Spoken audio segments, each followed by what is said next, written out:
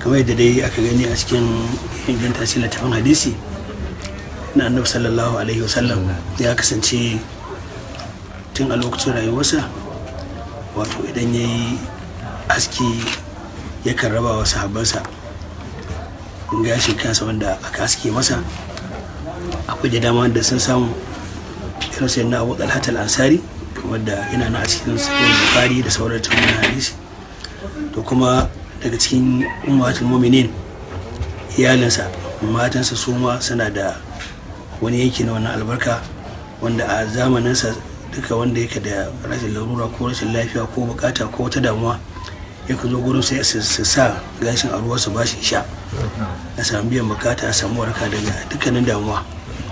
To irin wannan albarka annabi sallama ba ta karewa, kullum fa'idi take. Waɗannan atharu da Allah ya ba wa sahabbai manzo Allah ya ba su su wuce ba ana gada su daga iyaye zuwa ya'ya zuwa jikoki har kuma wasu yadu su masu daga samu. Irin wani alkhairi ne Allah ya rabutar da mu da irinsa.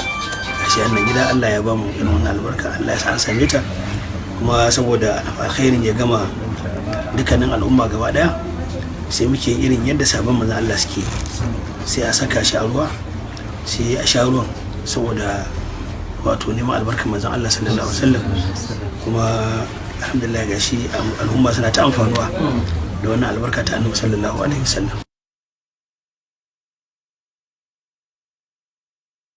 Wannan albarka ta zo hannunmu ta hannun wani wato shugaban ansaru wanda shine shugaban ansarawar a wannan zamanin namu, ana kiransa Sheikh Dr. Ahmad Al-Khazraji, mutumin Imarat a can kasar Abu Zabi. Ina daga cikin jikokin sinna wato Rifa'atu bin Rafi'in Al-Ansari wanda yau shine yake da shugabancin ansaru. Wannan kaya dama suna nan jikokin sabai suna gada su.